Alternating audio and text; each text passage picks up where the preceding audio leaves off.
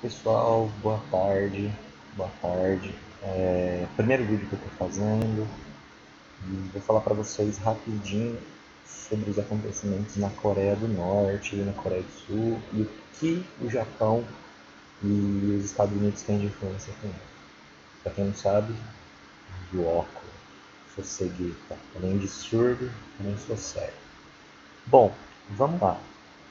De modo bem geral, a gente pode falar que os conflitos dentro da Península da Coreia eles se remetem a muito tempo atrás, no início do século XX.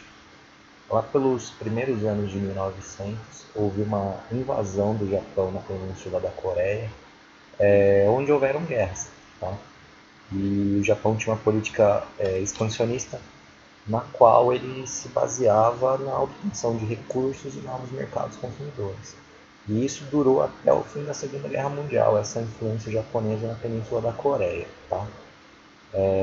Inclusive, houve uma grande pressão do governo japonês para que a cultura sul-coreana e norte-coreana fosse praticamente destruída da região. Tanto que nomes de coreanos foram modificados para japoneses, tudo isso para fortalecer a economia e a cultura japonesa de uma forma geral. Tá? Então era obtenção de recursos e expansionismo cultural e também expansionismo territorial japonês.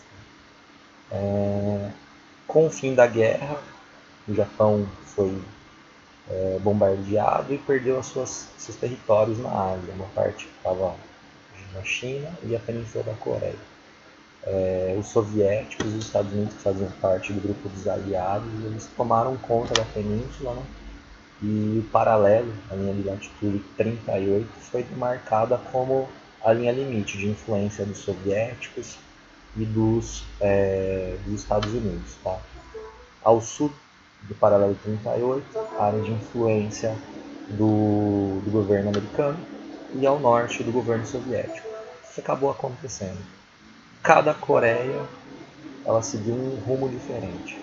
A Coreia do Norte, sob a influência da Coreia. Desculpa. Vamos lá. A Coreia acima, né, o norte do paralelo 38, ficou sob influência do governo soviético, o qual implantou um regime socialista semelhante ao soviético e ao chinês. Ao sul, um governo capitalista, e ele foi se reconstruindo com a ajuda americana, ao mesmo passo que o Japão também teve grande influência americana pós Segunda Guerra Mundial para se reestruturar, ok? A partir disso, foram tratados modelos para tentar unificar essa região. Tá? Unificar não, pacificar. Pós Segunda Guerra Mundial, houve uma intervenção, então, né, de certa forma, dos aliados, na qual foram colocados como mandantes os soviéticos ao norte e os capitalistas dos Estados Unidos ao sul. Em 1948, a Coreia do Sul ele convocou a primeira eleição nacional que os soviéticos foram contra. Tá? Porém, em 1948 também, só que em agosto, a Coreia do Norte teve eleições gerais. Certo? Essas eleições elas não foram pacíficas, foram violentíssimas, principalmente no governo formado pelo Sul, que era de uma linha anticomunista, justamente por causa da influência americana. Tá? Então, ou foi eleito um presidente anticomunista no Sul, e no Norte foi um governo que se baseava no comunismo e socialismo soviético. Tá? Bom, essa separação, como dita, não foi muito pacífica, porque o regime do Sul expulsou os comunistas de lá, e o Norte acabou também expulsando algumas pessoas que eram capitalistas do Norte. Ok? Bom, os dois presidentes eles eram extremamente nacionalistas, eles tinham a intenção de unificar a Coreia sob o sistema. Né? O Sul queria unificar a Coreia como um sistema capitalista, e o Norte queria unificar com o sistema socialista. Tá?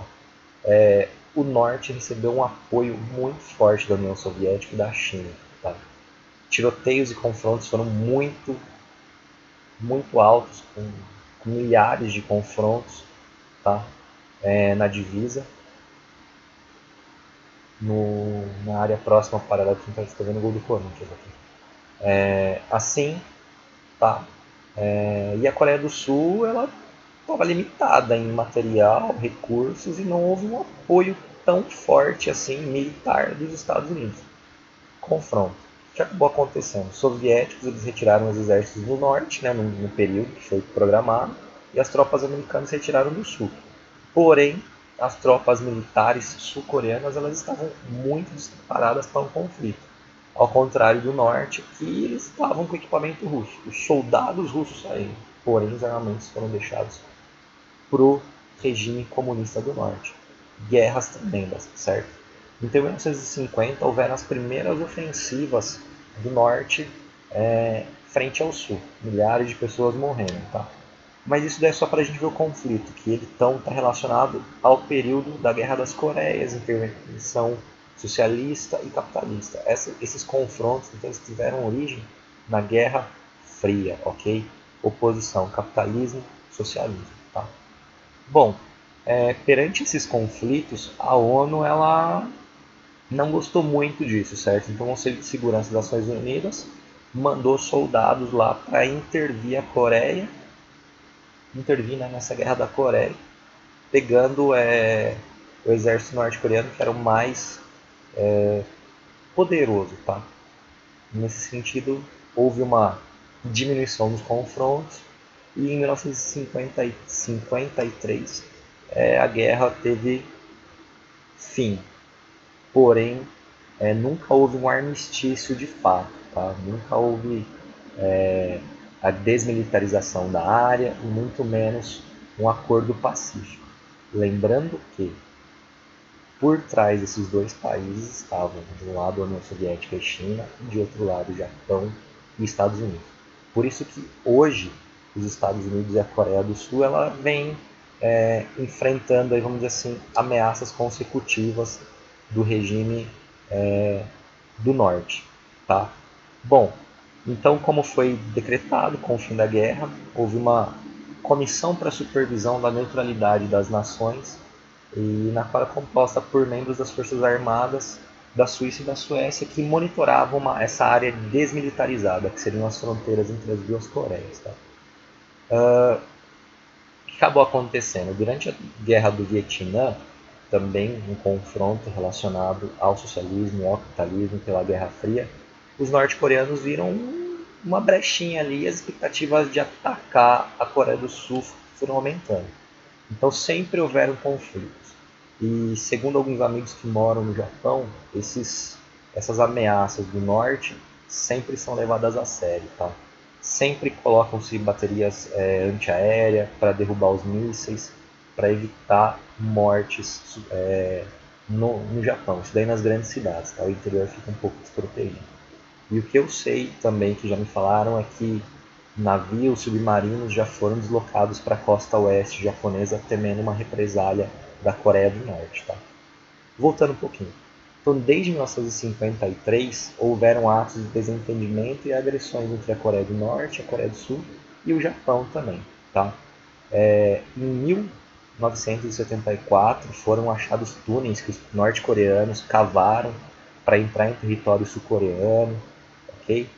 Porém, os conflitos eles voltaram a ter uma grande força no ano de 2010, quando um submarino norte-coreano ele torpedeou e afundou uma corveta sul-coreana. Tá? A corveta é uma espécie de navio militar, que estava fazendo manobras no litoral da Coreia do Sul. O resultado, morreram 46 marinheiros e a Coreia do Sul disse que tomaria medidas fortes contra qualquer possível agressão que acontecesse. Porém, não foi efetuado nada. Novamente, em 2010, a Coreia do Norte fez testes com artilharia aérea. Matou 2 militares e 2 civis sul-coreanos. E em 2013, como a gente está observando atualmente, os norte-coreanos começaram a fazer manobras militares, tá? O governo decretou nulo armistício de 53, ou seja, a fronteira está com o exército. Houve aceleração do programa nuclear norte-coreano, onde eles dizem ter bombas nucleares e ameaçam os Estados Unidos, as bases do Havaí, Guam e do Japão, ok? E a própria Coreia do Sul, tá? A ONU, ela se diz totalmente contra o que está acontecendo na Coreia do Norte, tá? O país vem sofrendo sanções consecutivas da ONU. Eles não têm, como que eu posso dizer, contato com o mundo exterior. Eles não recebem ajuda de outros países. Poucos países ajudam. São um país que está numa pobreza extrema. Boa parte dos habitantes tem racionamento de comida, tá?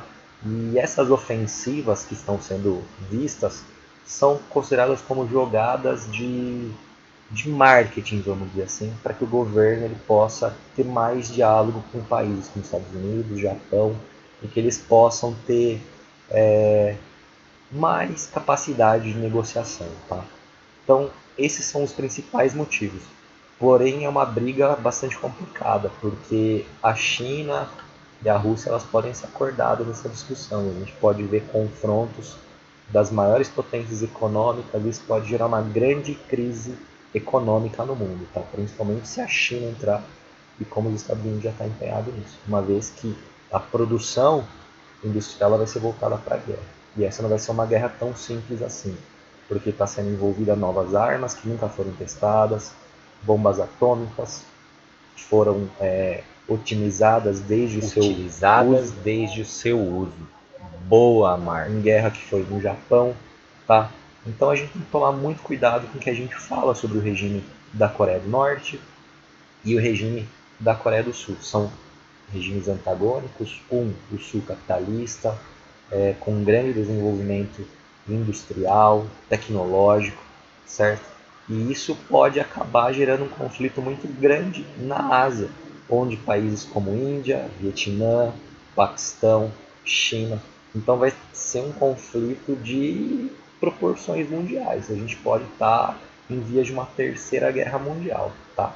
Bom, isso daqui foi um vídeo curtinho na qual eu queria tratar essa crise dentro da Coreia, que não é de hoje, é uma crise já de cerca de 60, 70 anos, fora as invasões japonesas na península da Coreia. Então a gente vai ficar de olho, tá? É isso, pessoal. Espero que tenham gostado do vídeo. É um vídeo simples, somente falado. Não tem um aparato tecnológico de Cauê Moura, se queira. Quem sabe um dia, ok? Compartilhem, se inscrevam no canal, deem joinha. E eu quero saber o feedback de vocês nos comentários aqui embaixo para saber se gostaram do vídeo, se foi uma porcaria, o que eu tenho que melhorar, além da parte tecnológica. Sim, isso é um travesseiro, estou fazendo o vídeo na minha cama, que é o meu escritório, ok? Um abraço para quem é de abraço, um beijo para quem é de beijo e a gente se vê por aí, pessoal. Valeu, obrigado.